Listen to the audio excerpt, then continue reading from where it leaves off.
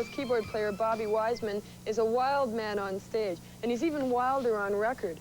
In Her Dreams is Bobby Wiseman's solo record, and it's a musical collaboration between himself and a poet named Wrench Tuttle, whom Bobby's only met just once in his life. This oddball, long-distance pairing resulted in a very weird and very wonderful record that's a long way from Blue Rodeo. I can walk 100 miles. Oh, we got time. We got time.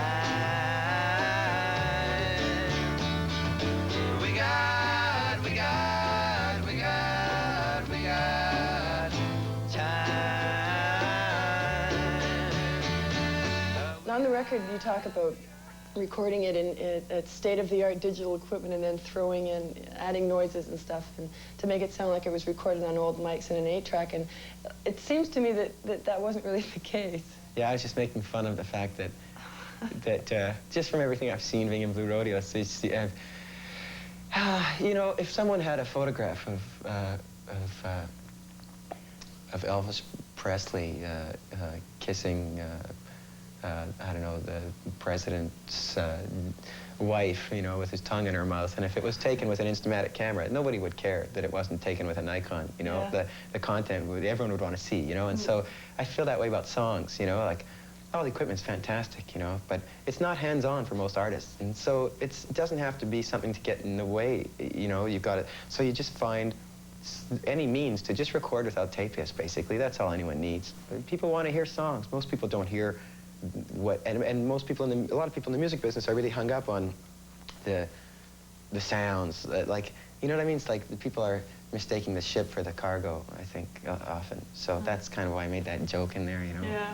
We'll climb into my rocket ship and we'll have a look around. Have a look around from 10,000 miles up in the sky. It don't matter. You don't have to cry. Now, tell me the story about Wrench Tuttle. How did you and he finally come together? I made cassettes for a long time. I'm from Winnipeg originally, and when I moved to Toronto in the early 80s, I got a 4-track machine, and I started making these cassettes of mostly improvised music, but some things I sung too. I wrote some songs, and I used to sell these cassettes in used record stores in Winnipeg and in Toronto, and my address was in them. And the last one that I put out, just around when I got into Blue Rodeo, was called Wet Water. And I heard from Wrench Tuttle a few months later. I got a letter from him from Norway, and he had picked one up here in Toronto.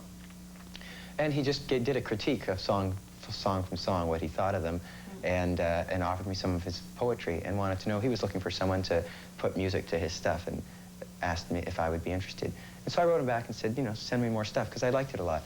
He's someone kind of like John Oswald, who put out the record Plunderphonics. He's kind of communicates with a lot of artists, I think, around the world, just sending stuff back and forth to poetry reviews and just to other people, you know, because, you know, a lot of his stuff's about some environmental problems and things, and I think he is one of those people, say, almost like Mendelssohn Joe as well, who creates a lot of art to assist some movements and things like that. So he's excited about this, but I know it's not too big a deal to him at the same time, I have to say.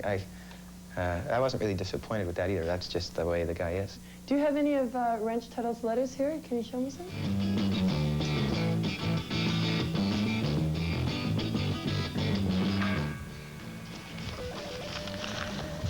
Here's some stuff.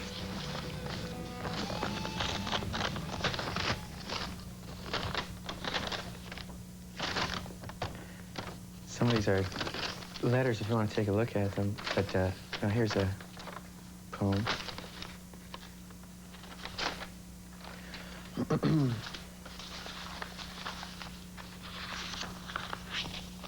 This one's really long. It's actually it's really an amazing piece. People send me tapes too. I take things seriously. You know, I know a lot of artists who, you know, there are a lot of brilliant artists who, you know, you gotta check things out with an open mind. Bhopal, and well, there's a number of songs on the record that are fairly politically charged, people would say. And to me, I mean, these are Wrench Tuttle's lyrics, so, and you must have had to do a lot of research yourself to support what he was talking about. Yes, it did happen. It happened with one of the songs that I had to remove from the album, Rock and Tree. The song is about a conversation between a rock and a tree. And this rock's telling a tree, the rock's older than the tree, right? And so the rock's telling a tree how, you know, look out for mankind kind of thing, because they keep repeating themselves. They don't learn from their mistakes. They do all sorts of awful things, you know, and so it demonstrates by telling the story of Salvador Allende, who was the freely elected Chilean communist president in the early 70s. So anyways, there was a lyric in the song that said,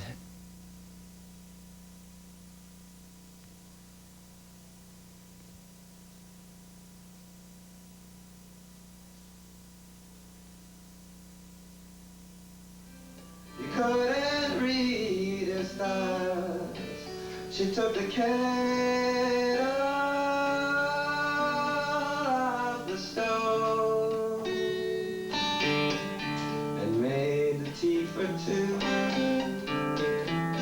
There was one review of the record that described your voice as somewhere between David Crosby and a cat being strangled. yes. I mean, There's been a lot of complimentary kind of things like that. Yeah, no, some people really love the sound of my voice. Some people are freaked out with some of the ways I sung on it. But, I mean, I also, you know, stood back as I did some things and thought, so-and-so producer or so-and-so person that I know would cringe if you put something like that out. But I kind of thought, how did I feel while I sung that, you know? Well, I felt great. I felt like I really represented the song. I listened to some parts and I even thought, oh, that's kind of weird. But then I thought, I've been in the studio a lot of times working with people, and they've done a performance of something, and I thought, wow, they really got it. And they walk in and they go, oh, well, I've got to redo it again because blah, blah, blah. And I would just look at them and think, oh, no, you're not going to get that again. And so I kind of thought to myself, I've taken it real seriously, and I can let it go, you know? I got tons of songs, so, you know, some things like that, some people are going to enjoy. Some people might think I'm nutty. That's fine, you know?